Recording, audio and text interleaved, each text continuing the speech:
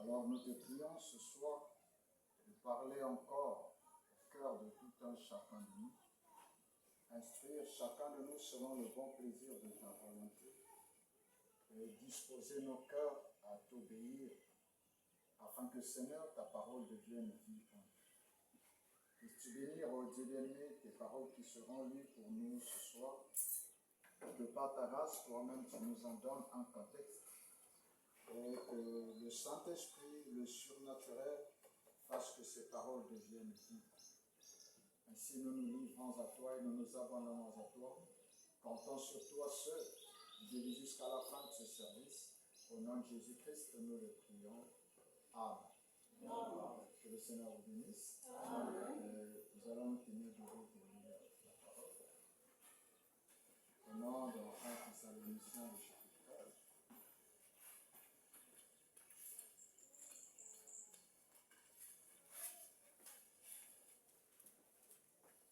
Au reste, frères, puisque vous avez appris de nous comment vous devez vous conduire et plaire à Dieu, et que c'est là ce que vous faites, nous vous prions et nous vous conjurons au nom du Seigneur Jésus de marcher à cet égard de progrès en vous. Vous savez en effet quels préceptes nous vous avons donnés de la part du Seigneur Jésus. Ce que Dieu veut, c'est votre sanctification, c'est que vous vous absteniez de l'impudicité, c'est que chacun de vous sache posséder son corps dans la sainteté et l'honnêteté. C'est sans vous livrer à une convoitise passionnée comme font les païens qui ne connaissent pas Dieu. Luc chapitre 9.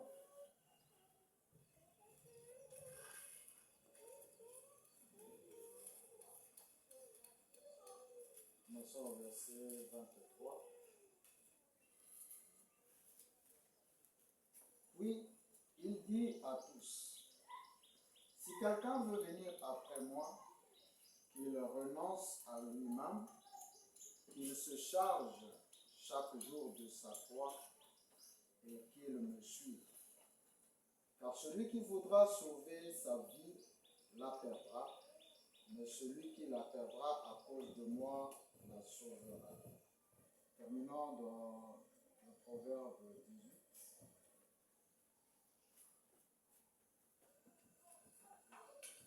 Prenons juste le verset 9.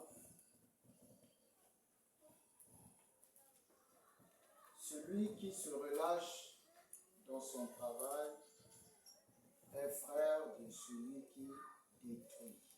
Que le Seigneur ajoute la bénédiction à la lecture de sa parole.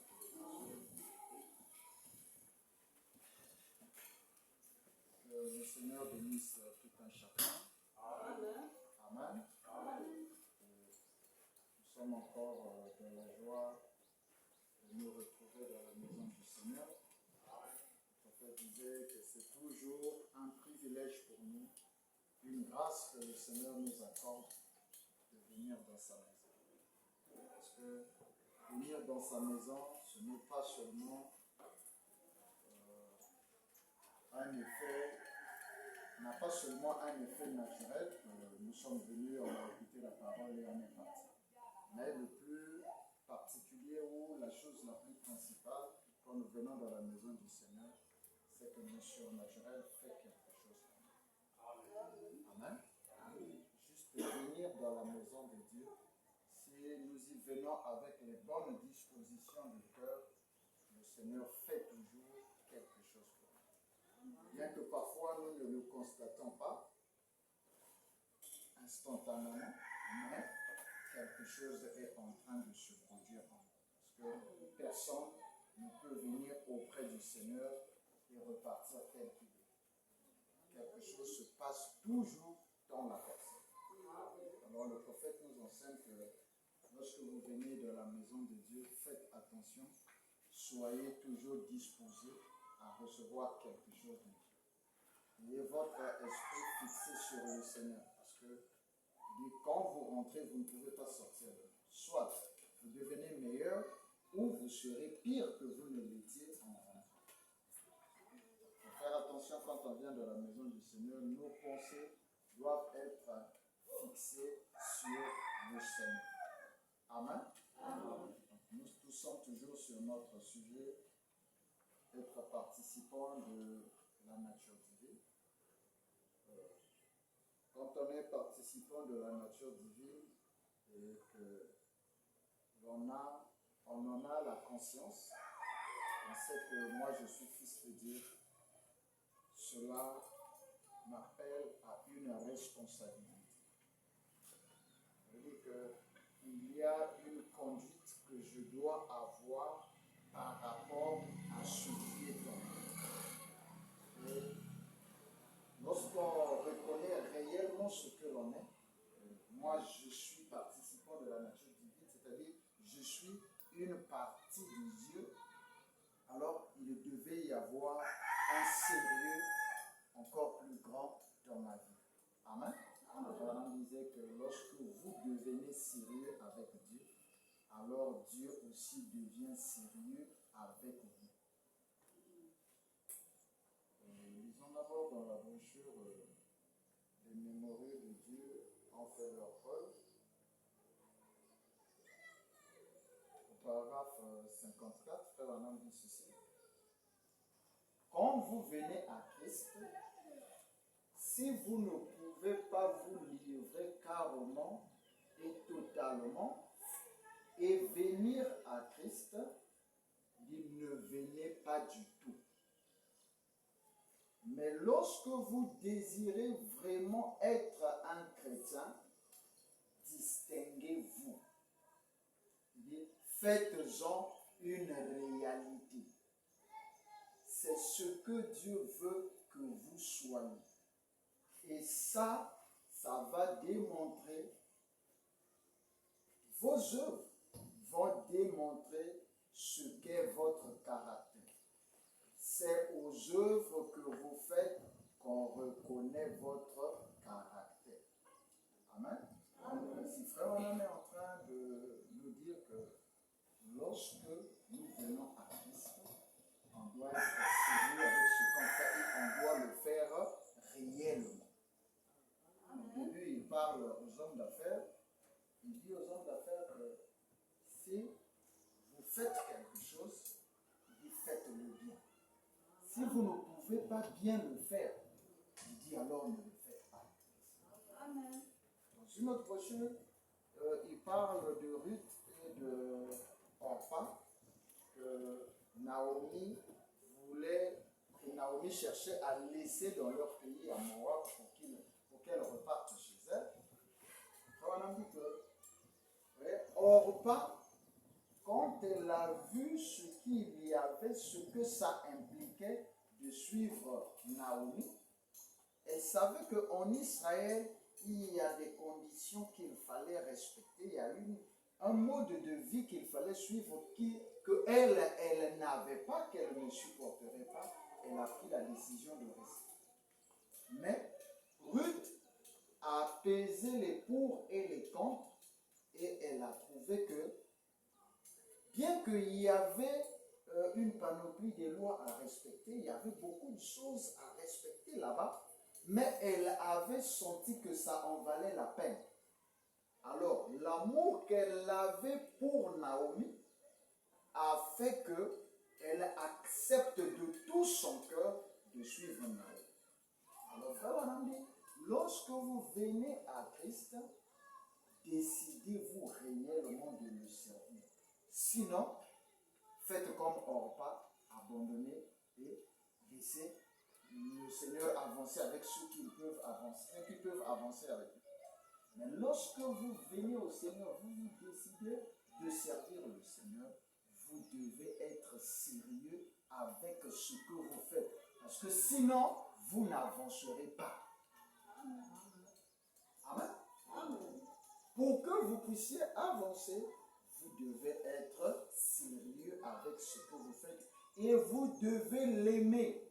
Vous devez en fait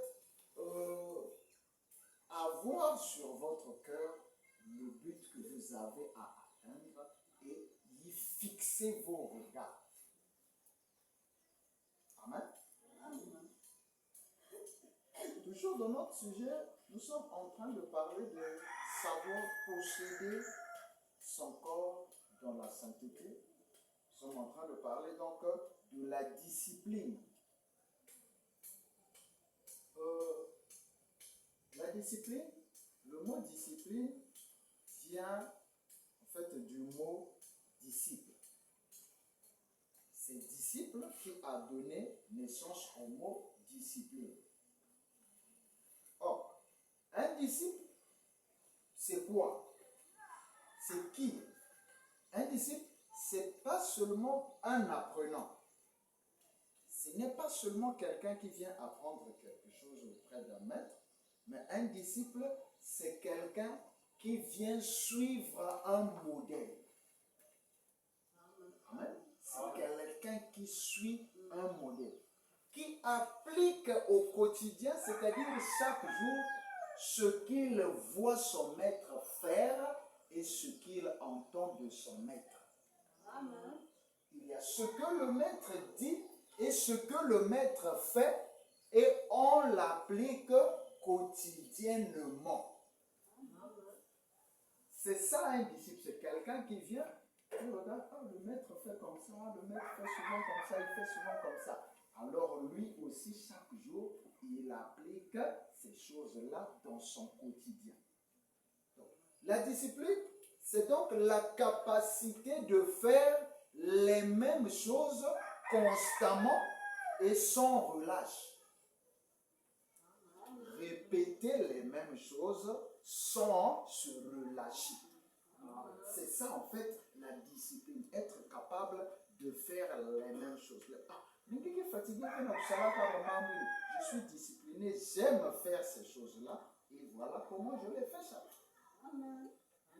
Amen. Amen. Aujourd'hui par exemple, on peut me prendre là, me mettre dans un terrain de football. Je ne pourrais pas jouer comme de vrais joueurs de football. Parce que eux, ils ont une discipline qu'ils se sont imposés. Tellement que chaque jour, quand il se réveille, il doit aller faire un footing. Dans sa tête, il sait déjà que chaque matin, je dois avoir par exemple 30 minutes ou 1 heure d'échauffement, de petits exercices. Comme il les répète chaque fois, c'est devenu une discipline pour lui. Il répète ces choses chaque fois. Cela constitue dans son corps des capacités. Cela amène dans son corps un état physique meilleur que celui que moi j'ai. Vous êtes avec moi? La discipline que lui, il s'est imposée, lui a donné des compétences, lui a donné des capacités que moi, je n'ai pas. Amen. Vous êtes avec moi? Amen. Cet homme-là, pour dire qu'il est discipliné, ça veut dire qu'il fait ces choses-là au quotidien. Il y a aussi des joueurs, par exemple, ceux de chez nous ici, les joueurs, je ne sais pas, dans le Diable Noir, même dans l'équipe nationale, oui, tellement qu'ils ne sont pas disciplinés, ils ne font pas bien leur travail. Vous verrez un joueur, il va aller au terrain, il est en train de jouer 45 minutes seulement, il est déjà fatigué. Parce qu'il n'a pas une discipline. Pour un joueur, il sait que moi je joue au ballon, je ne dois pas fumer. Parce que la cigarette va entraîner des étouffements dans mon corps. Il sait que non, il ne faut pas me dire des kilos, me dire souvent tout ça. Parce que ça va me rendre lourd. Un joueur dont on parle là, je ne sais plus trop son nom, l'un des meilleurs joueurs, il dit que ma force à moi dans le sport, c'est parce que je n'ai jamais pris même une 10 bouteilles d'alcool. Vous êtes avec moi? Il s'est discipliné, alors cela a produit des caractères, des compétences en lui. Mais celui qui ne s'est pas discipliné aura du mal à atteindre les performances que celui-là est en train d'atteindre. Amen. Donc, la discipline, c'est être capable de faire les mêmes choses chaque jour dans le but d'atteindre un objectif, dans le but de construire une vision ou dans le but de construire une stature, un caractère. Amen. Maintenant, comment est-ce qu'on aura la capacité ou la facilité de le faire? La capacité ou la facilité de nous discipliner. Nous l'aurons comment? C'est là où nous nous retrouvons alors dans le conseil que Jésus est en train de nous donner. Dans Luc 9, il dit que si quelqu'un veut être mon disciple, si quelqu'un veut me suivre, faire ce que moi je fais, faire ce que moi je dis, Jésus dit, il doit premièrement renoncer à lui-même et puis porter sa croix chaque jour et alors il peut suivre les traces de mes pas. Voilà là où les chrétiens ont la difficulté de se discipliner. Premièrement parce qu'ils ne veulent pas renoncer à eux-mêmes. Renoncer à soi-même, c'est quoi? C'est comprendre d'abord que toi, tu n'as rien de bon à toi. Tes pensées ne te donneront rien d'intéressant. Tes compétences, tes capacités, tes désirs, tout ça ne t'entraînera que dans le mal. Alors tu peux dire, non mais comme ça ne va m'entraîner que dans le mal, je peux alors abandonner ça pour faire ce que Dieu dit. Amen. Parce que faire les mêmes choses chaque jour, ce n'est pas facile. Parce que toi, tu auras une idée, peut-être que toi, tu trouveras meilleur. Bon, au lieu de faire ça chaque jour, hier j'ai fait ça, aujourd'hui aussi je fais, après-demain aussi je fais, ah non, je préférerais faire maintenant ceci aujourd'hui. Tu vas alors te relâcher ou tu vas briser la chaîne de construction, alors cela ne te permettra pas d'arriver plus haut. Maintenant, pour que tu te disciplines, tu dois d'abord renoncer à toi-même. Tu dois d'abord, vraiment, que tu dois d'abord te haïr toi-même. Il disait, mon plus grand ennemi, c'est moi-même, c'est William Branham. Lorsque Dieu me dit de faire ceci, William Branham se lève et dit, non, non, non, je suis pour moi fatigué, je ne ferai pas. Mais pour être disciple du Seigneur, pour faire exactement ce que le Seigneur fait, ou ce que le Seigneur dit de faire, il faut que tu renonces à toi-même. Amen. Tu dois te renier. Chaque fois que tu te diras, non, mais moi je suis belle pour que ma beauté resplendisse réellement. Non, il faut me battre tel qu'il. Non, il faut m'ajouter tel qu'il. Ça, c'est toi qui veux ça. Amen. Amen. Mais c'est quelque chose que la parole ne veut pas. Alors, il faut que tu abandonnes ta conviction, il faut que tu abandonnes ton désir, ta soif pour faire ce que Dieu veut. Amen. Amen.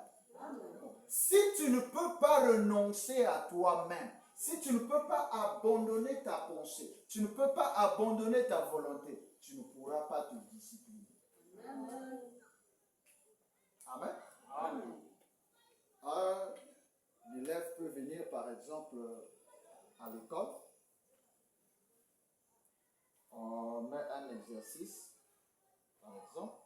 Non, bon, cet exercice-là, le professeur dit, pour le faire, il faut prendre telle démarche, telle démarche, telle démarche.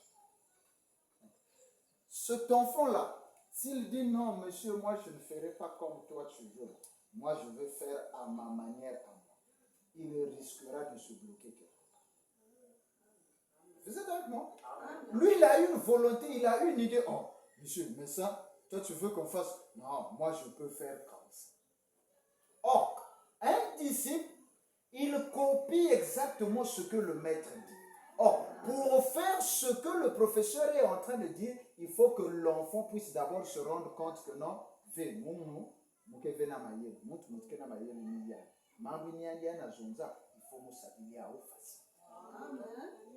maintenant, pour qu'il fasse comme le professeur est en train de dire, il faut qu'il se rende d'abord compte que le professeur est au-dessus de lui. Amen.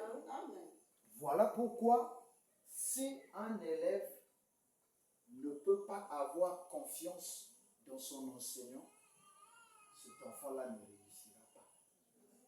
Un élève qui dira, ah, professeur, souvent vrai. Voilà pourquoi même un enseignant, il doit être capable de bien enseigner et que ce qu'il dit doit toujours être vrai pour que les enfants aient confiance en lui. Amen. Parce que si ce n'est pas ainsi, tant que l'homme n'a pas confiance en son maître, en celui qui l'enseigne, il ne pourra pas l'imiter. Amen. Donc, pour que toi tu puisses imiter le Seigneur, pour que toi tu puisses te discipliner, il faut d'abord que tu renonces à toi-même. Amen. Maintenant, Jésus dit, quand tu renonces à toi-même, il faut aussi que tu portes ta croix chaque jour. Ta croix, c'est pas ici, c'est pas trop porter sa croix. Donc, ce sont les souffrances que je suis en train d'endurer dans la vie. C'est la galère que je suis en train d'avoir. Tout ça. Il y a que du koulou au monde nataka. Oui, c'est vrai. Mais ici, Jésus a dit que tu le portes chaque jour. On ne pas si tu es chaque jour. Mais ici, le Seigneur est en train de dire quoi? En fait, derrière le renoncement à soi, il y a une douleur. Il y a toujours une douleur lorsque tu abandonnes ta volonté. Maintenant, Jésus te dit, supporte cette douleur-là chaque jour. Amen. Amen. Ouais. Il arrive, par exemple, il peut arriver que, non, bon, mais j'ai la possibilité, par exemple, de voler quelque chose.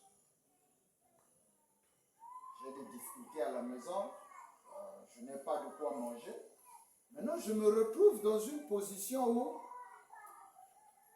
je vois Frengimbi est en train de marcher, il fait tomber 1000 francs. J'ai vu les 1000 francs. J'ai la possibilité de prendre ces 1000 francs, aller m'acheter quelque chose pour manger. Maintenant, ça c'est mon désir qui me dit, oh, mais pas qu'à 1000 francs, non, renoncer à mon désir là, dire, je ne vais pas que 20 000 francs. Il y a que ça me passe parce que, laissez-moi pas que je aussi vous êtes avec moi? Si mon bic que ça va penser la douleur que ça te fait dans le cœur, Jésus te dit, supporte ça. C'est ça, porter ta croix chaque jour. Chaque jour de ta vie, il y aura quelque chose que tu voudras faire de toi-même, mais qui sera contraire à la parole. Abandonner ça, ça t'emmènera une douleur comme une souffrance. Jésus te dit, supporte cette souffrance-là chaque jour. C'est ça, porter ta croix tous les jours. Amen. Lorsque ça peut t'arriver, par exemple, non, bon, mais être seulement là dans la prière, être seulement là lire la parole, être là seulement là concentré. Non, je veux un peu me distraire. Je veux suivre, par exemple, le novelage, monétal télé, monétal film.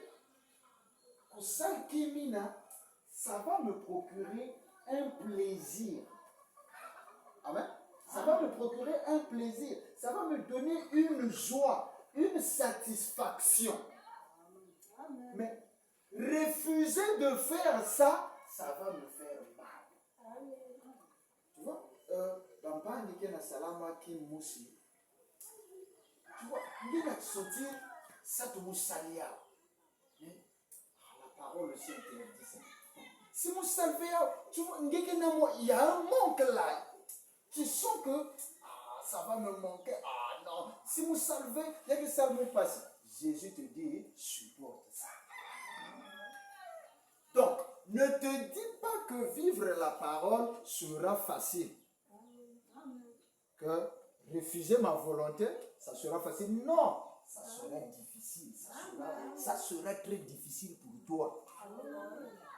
Regarde, tu te retrouves dans une salle de classe, tu es en train de faire un examen.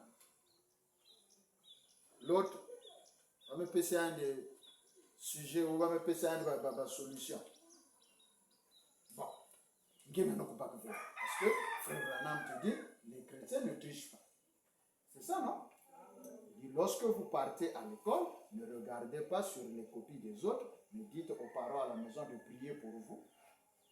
Vous-même priez pour que Dieu vous donne la capacité de retenir les leçons.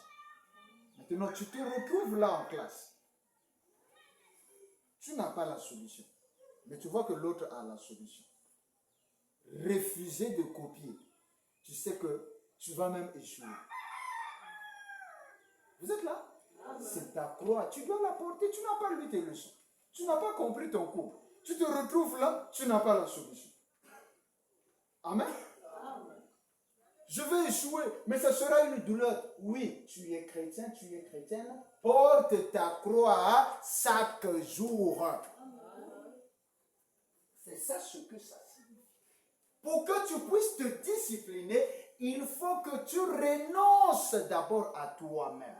Que tu comprennes que ton intelligence là ne sert à rien. Tes pensées, tes sentiments ne vont toujours t'emmener que dans le désordre, dans le mal. Alors, abandonne ta volonté et supporte la douleur qui va s'en suivre. Et Paul disait, supporte-la avec joie. Aime ça même. Bon, mais je suis chrétien. Je n'ai pas fait ce qu'il me fallait. Voilà pourquoi je suis dans cette situation. J'aime ça.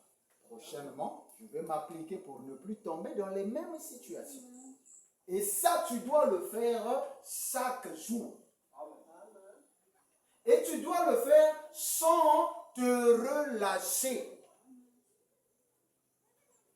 Voilà l'un des points qui nous dérange ou qui nous empêche de nous discipliner. Le relâchement. Tu peux te dire, non, bon, mais je suis en train de faire telle chose, telle chose, telle chose. Bon, mais là, je vais un peu je laisse un peu, et puis après, je vais continuer. C'est pas bon. Dans le proverbe, nous avons lu que celui qui se relâche dans son travail, les autres traductions disent, celui qui se relâche dans son activité est frère du destructeur. Quand tu fais quelque chose, il faut t'y appliquer pour continuer à avancer. Quand tu t'arrêtes, tu détruis l'œuvre que tu as commencée. Amen. Amen. Amen. Le relâchement dans une œuvre, c'est un manque de discipline. Quand tu te relâches, ça veut dire que tu n'as pas la discipline. Et cela ne peut pas te permettre de mener à bien une œuvre. Le relâchement ne te permettra pas d'arriver à la perfection. Si l'Église jusqu'aujourd'hui n'arrive pas à atteindre la perfection, chacun de nous personnellement, individuellement, c'est parce que nous nous relâchons très souvent dans notre activité. Mais, quelle que soit une œuvre, la plus grande possible, qui peut être construite, elle se construit par la répétition des petits gestes. Amen. Amen. Prenons par exemple la construction d'une maison. La construction d'une maison se fait toujours par des petits gestes répétés. comment on va faire pour fabriquer les briques? On va aller quelque part. C'est ça, non? Mais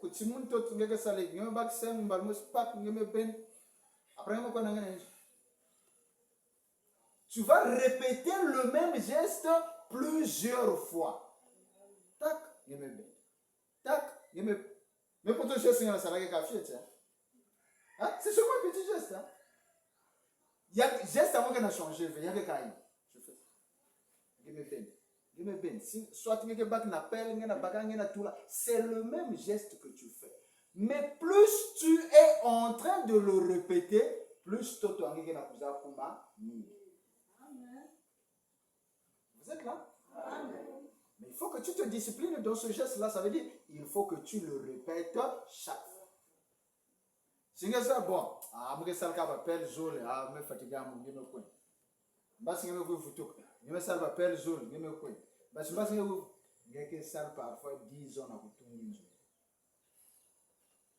vous êtes avec moi? Amen. Après, vous vendez.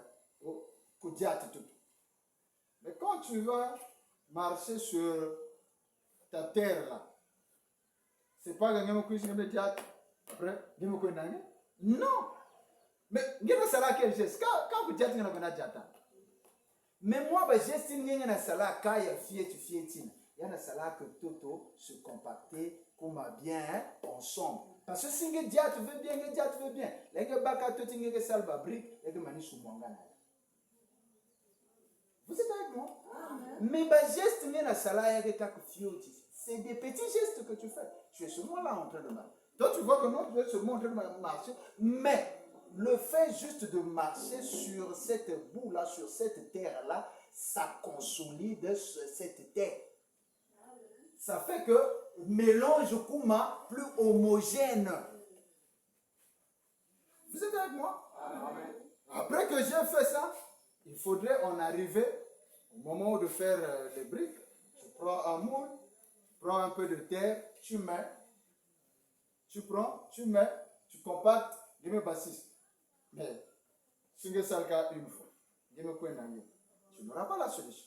Il faut répéter le même geste plusieurs fois jusqu'à ce que tu auras un nombre de briques conséquent pour construire ta maison. Après, tu vas passer à une autre étape où il faudra prendre une brique posée. Jamais. Vous avez un site côté de nous, 10 briques posées. Le geste est simple. C'est prendre une brique posée. Tu mets un peu de sable là, de terre, tu prends une brique, tu poses. Il faut répéter ce geste-là. C'est pas ça?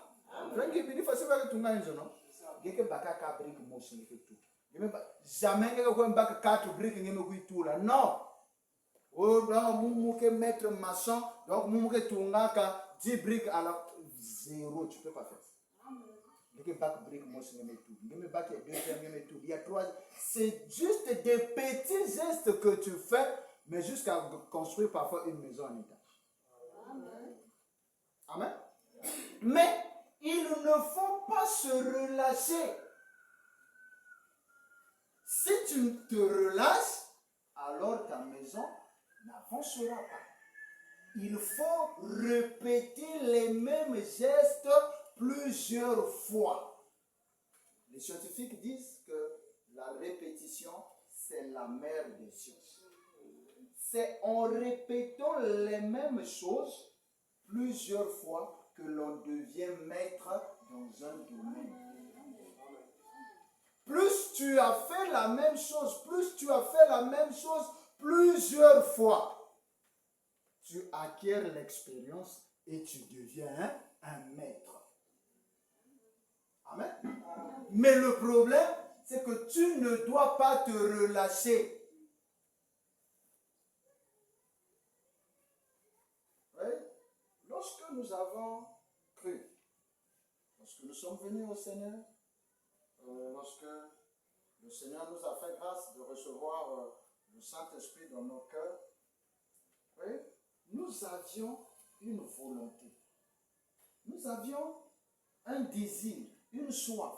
Nous avions généralement commencé à faire certaines choses. Mais si nous avions continué à faire ce que nous avions commencé à faire, mes frères, mes soeurs, nous serions déjà à un niveau beaucoup plus raisonnable que celui auquel nous sommes aujourd'hui. Amen. Et c'est seulement de réfléchir. Repars en arrière. Il y a 2 mois de cela, il y a 1 année de cela.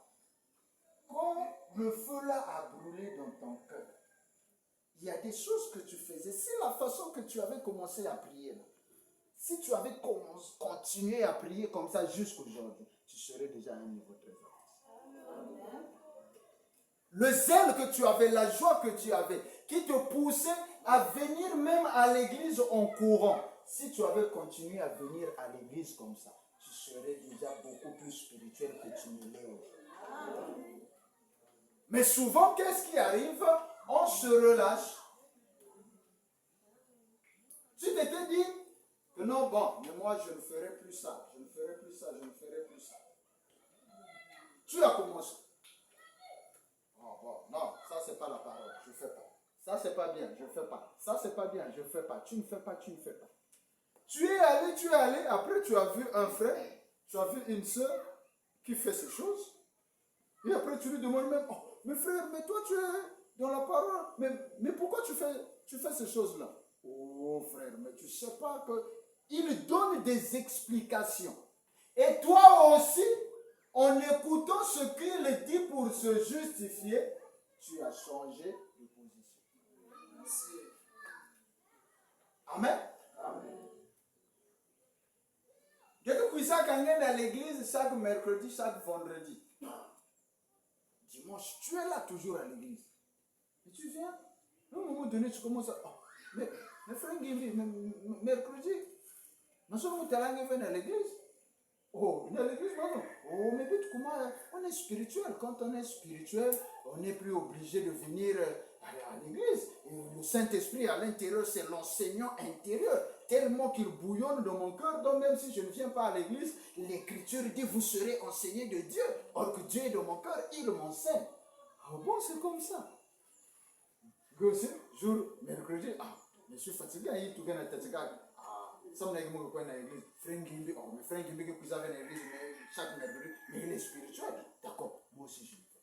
Tu te relâches dans ton activité. La Bible dit, tu es frère du destructeur. Tu es en train de détruire l'œuvre que tu as commencé à construire en toi.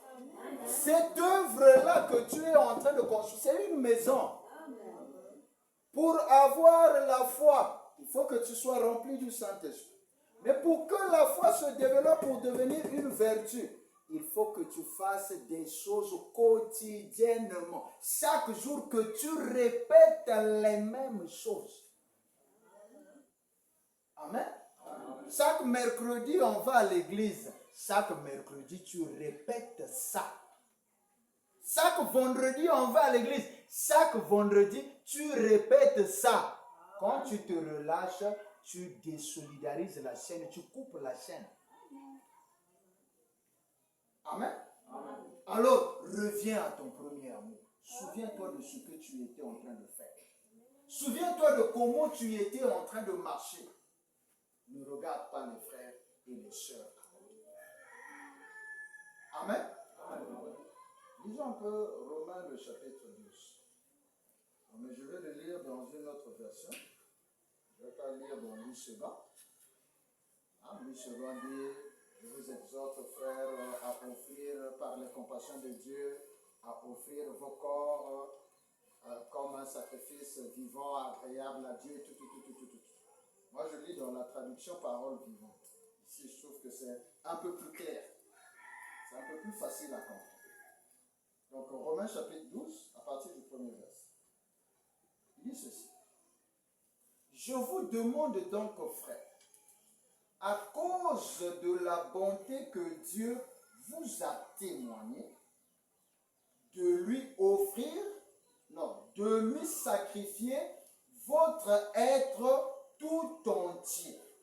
Comme Frère Branham a dit là-bas, que quand vous venez à Christ, vous devez vous abandonner entièrement à lui.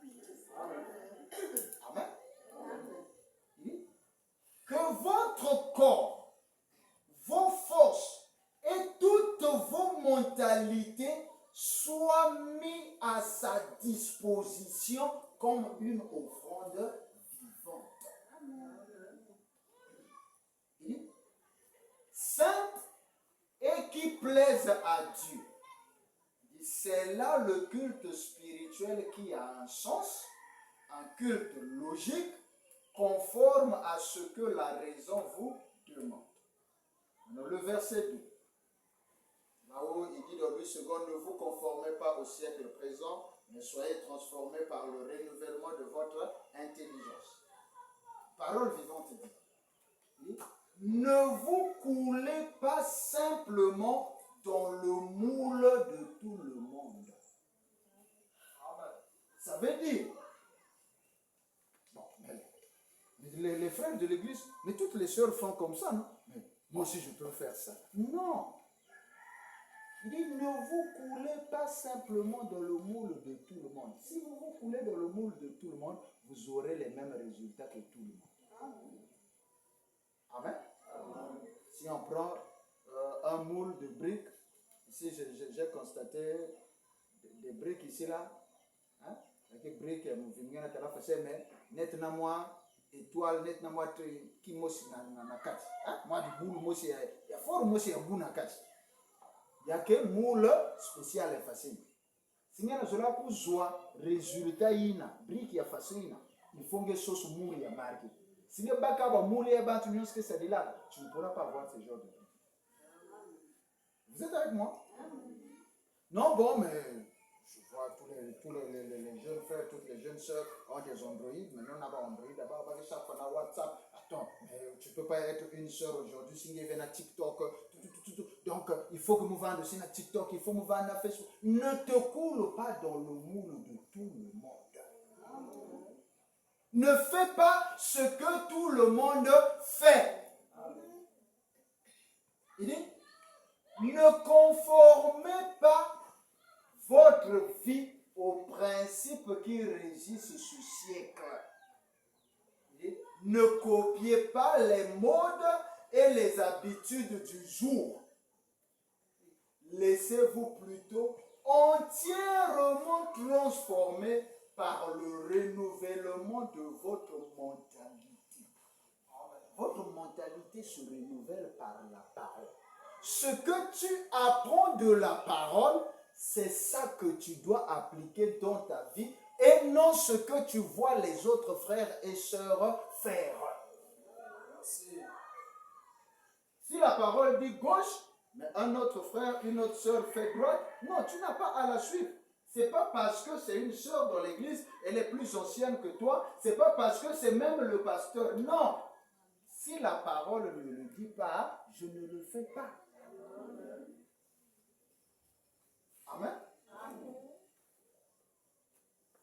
Donc, tu dois t'appliquer dans l'œuvre que tu es en train d'accomplir en répétant les mêmes choses.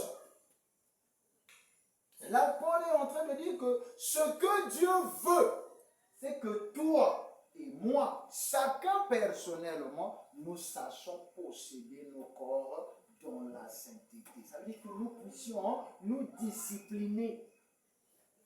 La sainteté, en fait, ce n'est pas juste faire ce qui est juste. Non, moi, je fais toujours ce qui est juste et tout ça. Non, non, non. Ça, c'est ce qu'on appelle la bonne moralité. Parce que même un païen peut faire ce qui est juste. Moi, j'ai eu un ami qui était protestant, mais sa vie était presque identique à la mienne. Hein? Il ne buvait pas, il ne fumait pas, il n'avait pas de copine et tout. On grandissait comme ça. Moi, je suis dans la parole, lui, il est protestant. On avait presque la même vie. Donc, quand on est là, quand on discute sur le social, non, on n'a pas d'écart. Lui, il le faisait parce qu'il était éduqué comme ça. Moi, je le faisais parce que le Saint-Esprit me conduisait à le faire. Mais il s'est avéré, à la fin, Le jour même, je lui dis non, mais ça c'est ma fille. Je dis, fille, hein, comment? Mais moi, non. Je dis, attends, ça commence. Les parents même ne le savent pas. Waouh! Donc l'enfant a grandi, je ne sais pas, je dirais jusqu'à 8 ans, qu'à 9 ans, côté de mes parents, mais puis c'est à la mort de sa maman. Donc quand cette femme-là est venue avec le bébé pour venir pleurer, sa grand-mère, c'est là, le papa, mais ça c'est, l'enfant là qui pleure là, avec sa maman là, mais c'est quoi? Papa, Moubutaka. Mais Moubutaka, façon, Moubutaka, sérieux. Vous êtes avec moi? Après, il a fait encore pire. Donc on a Bouta, na Kenjanga ni Kenya Inzo de Kweli. Donc Inzo de Kweli na, papa est Nzab et le moine. Yandi na Kentu Bazab et le moine. Vous voyez ce que l'éducation peut faire? Amen. On a éduqué le garçon et puis il a vécu comme ça. Non, il fait ce qui est juste, il fait ce... Mais comme ce n'est pas dans sa nature à l'intérieur, un jour, ça devient parfois plus grave. Amen. Mais la sainteté, c'est quoi? La sainteté, c'est faire ce qui est juste par respect pour le Seigneur. Puisque j'aime le Seigneur et je le respecte, je voudrais lui être tous les jours agréable. Voilà ce qu'est la sainteté. Ce à quoi Paul est en train de vous inviter, de m'inviter, c'est que nous puissions faire ce qui est juste par amour et respect pour le Seigneur. Amen. Donc, que ton comportement et tes habitudes fassent honneur à Dieu. Amen. Que tu sois reconnu même par ceux qui t'entourent. Que toi tu aimes et tu respectes le Seigneur. Amen. Maintenant, comment est-ce que les gens qui t'entourent, les gens qui vivent avec toi, sauront que toi tu aimes le Seigneur, que tu respectes le Seigneur? Mais c'est par des actes de piété ou de justice que tu vas accomplir et répéter ça. Amen. Une personne, aujourd'hui il dit la vérité, c'est un acte de justice qu'il a fait. Demain, il ment. Après-demain, il dit la vérité, après-demain, il ment. Je peux croire que ce gars-là est ça? Non. Parce qu'il n'a pas les mêmes actes qui se répètent chaque jour. Mais si chaque jour il dit la vérité, chaque jour il dit la vérité, chaque jour il dit la vérité, le gars-là est véridique. Amen. Mais aujourd'hui il dit la vérité, demain il ment, après-demain il dit la... Ah, c'est un hypocrite ce gars. On ne comprend pas qui il est. Vous êtes avec moi? Donc, les petits gestes de la parole de la justice doivent se répéter dans votre vie. Vous devez faire de la justice votre habitude ou vos habitudes. Les habitudes de votre vie, vos comportements, les actes que vous allez répéter chaque fois dans votre vie doivent être justes. Et chaque jour de votre vie, vous devez apprendre tous les jours à renoncer à vous-même. C'est-à-dire à rejeter ce qui est mauvais. Vous devez apprendre tous les jours de votre vie à vous détourner du mal. C'est aussi ça la discipline et c'est ça qui va t'aider à maintenir ton corps dans la sainteté. Amen. Ouais. Par exemple, les petits gestes que nous avons au quotidien, on n'aura pas tout le temps d'essayer de parler un peu. Ça peut produire ça peut produire ça. Prenons juste un peu 2 gestes qu'on peut répéter chaque jour. Commençons par exemple par la lecture de la parole. Lire ça. En réalité, quand tu es chrétien, tu dois lire ta Bible chaque jour. Amen. Tu trouves ça seulement comme un petit geste. Bon, aujourd'hui, je lis la Bible. Demain, je ne lis pas. C'est seulement lire la Bible, non? C'est pour comprendre la parole et tout ça. Bon, même si demain, je lis, tu ne vas pas avancer dans ta marche. C'est comme ce gars-là qui veut faire les briques. Pour lire la Bible, on peut prendre l'exemple que y a quelqu'un qui dit, il y a un peu tout le monde qui veut bien au salle de briques. Geste, c'est seulement un petit geste à faire. Comme lire la Bible. Lire sa Bible le matin et le soir. Hier j'ai lu. Même si aujourd'hui. Non! Aujourd'hui aussi tu dois lire. Si tu te relâches, tu es frère du destructeur. C'est parce que nous ne voyons pas trop l'impact. C'est parce qu'on fait parfois les choses sans comprendre réellement ce qu'il en est. Et on les fait parfois mal. Parce que tu ne comprends pas réellement le vrai sens, l'avantage que tu auras en faisant ce petit geste-là. Comme je suis en train de vous expliquer dans le naturel. Koudiak Toto pour que salva brique, c'est très important. Personne montre que veut que salva brique soit un diak Toto et il va répéter ces gestes-là. Parfois, il y a toute la journée quand Koudiak, mais il y a un salarié. Il est en train de faire quelque chose. Il connaît l'importance de cette chose. Lire ta Bible chaque jour. Quand tu es chrétien, en réalité, tu devrais comprendre l'importance que cela a. L'avantage que cela va te donner. Tu dois la lire. Ne te relâche pas. Oh non, mais moi j'ai beaucoup lu la Bible. J'ai lu déjà toute la Bible. Donc, même si je ne lis pas. Hey! Chaque jour de ta vie, tu dois lire la Bible. Moi, j'ai déjà lu la Bible 2 fois. Hein, en entière. En entière, même à la débutine à la fin. J'ai déjà lu 2 fois. Mais là, je suis en train de relire ma Bible pour la 3e fois. Toute la Bible, pas que nombre étant élevé. Je suis en train de relire la Bible. Là, je ne suis plus en train de la lire. Au départ, je la lisais juste comme elle est écrite. Là. Genèse, Exode, tout. Mais aujourd'hui, avec l'évolution de la science, je peux connaître quel est le livre qui a été écrit avant celui-ci, avant celui-là. Parce que la Bible n'est pas écrite dans l'ordre qu'on voit là. Il y a des livres qui ont été écrits avant tel autre livre, mais ils se placent devant ce livre. Vous êtes avec moi? Là, comme j'ai eu la possibilité de savoir quel livre a été écrit avant tel autre livre, là je suis en train de lire la Bible chronologiquement. Quel livre a été écrit avant tel livre? Je lis d'abord ce livre-là pour que j'ai une vision plus claire. Mais pourtant, je connais beaucoup la Bible. Je ne sais pas s'il y a un truc que tu me diras de la Bible que je ne connais pas. J'ai été pendant des années, près de 7 ans, 8 ans, j'ai été responsable de l'école du dimanche, enseignant de l'école du dimanche. Donc, je connais vraiment.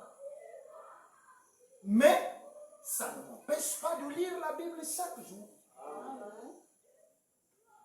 Même quand je ne suis pas en train de l'étudier, je dois lire parce que la parole me recommande de le faire.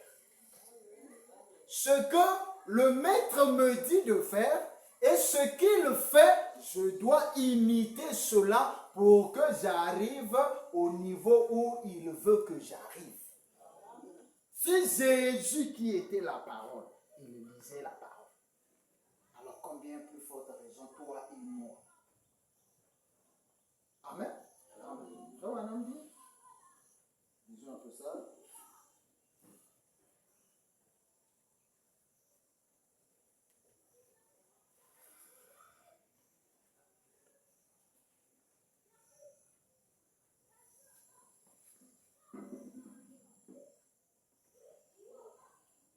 Dans la brochure Manuel et la colonne, il dit ceci au paragraphe 7. Il dit, maintenant, j'aimerais lire juste dans les Écritures ce soir. Le Seigneur voulant un petit texte ici dans la Bible et que le Seigneur nous en donne le contexte. Et ça se trouve dans Saint Jean, chapitre 1, verset 29, pour commencer. Et nous allons lire jusqu'au verset 32, compris. Et maintenant, vous êtes là? Amen. Et maintenant, suivez attentivement la lecture de la parole, car sa parole ne faillira pas. La mienne faillira, la sienne non. Alors, si vous n'avez rien d'autre à part la lecture de la parole, 3 points de suspension. On pose maintenant la question. Combien lisent la parole chaque jour? Il dit, faites voir vos mains. Un homme est en train de prêcher, il dit à son auditoire, combien lisent la parole chaque jour? Il demande, faites voir vos mains. Les gens lèvent les mains. Il dit, oh, c'est merveilleux. Ça veut dire beaucoup avaient levé les mains qui lisent la Bible. Frère Branham était content. Il dit, allez-y carrément et faites-en une habitude. Une habitude, c'est un acte qu'on répète chaque jour. Amen. Il dit, et faites-en une habitude en lisant un chapitre chaque soir avant de vous coucher et un chapitre chaque matin dès que vous vous levez. Amen. Vous êtes avec moi? Amen. Obéir à la parole, c'est faire les choses telles que le prophète le dit. Amen. Il n'a pas dit, lis ta Bible. Quand tu reviens du travail ou quand tu reviens de l'école, tu lis la Bible, après tu vas encore penser à autre chose. Non, non, non. Il a dit, lis un chapitre avant de te coucher. Il dit, et lis aussi un chapitre dès que tu te lèves. C'est pas que non, tu t'es levé, tu es parti te brosser, tu reviens, après, j'allais lire la Bible. Bon, je vais venir lire après. Non. Dès que tu te lèves, la première des choses à faire, normalement, tu dois lire la Bible. Amen. Au moins un chapitre. Avant de te coucher aussi, la dernière chose à faire, en réalité, c'est lire la Bible. Amen. Parce que les choses, la pensée avec laquelle tu dors, très souvent reste dans ton subconscient et tu feras même parfois des rêves sur ça.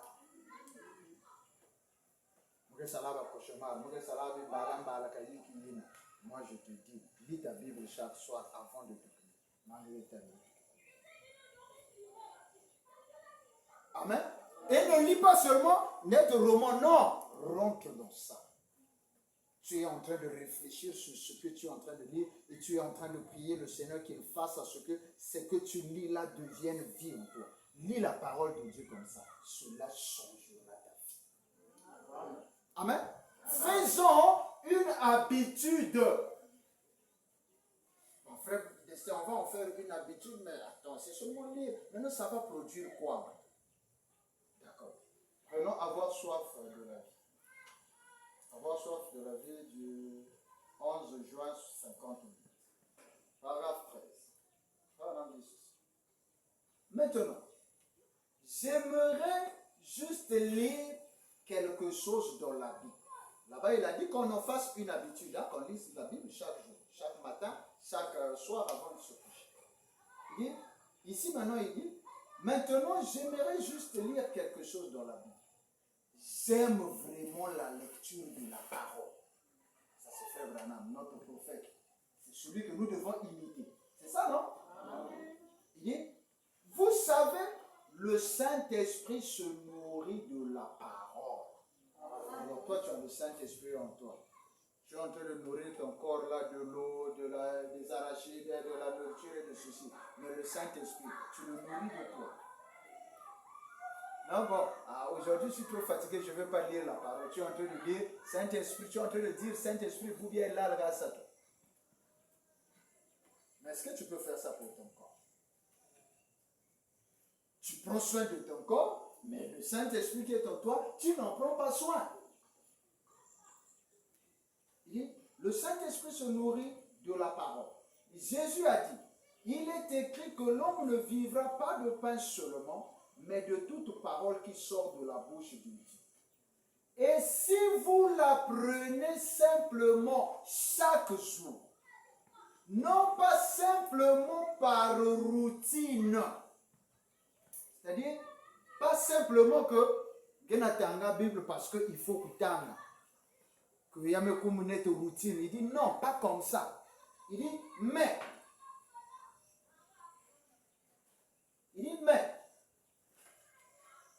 Mais simplement je dirais, simplement parce que vous le désirez ardemment dans votre cœur.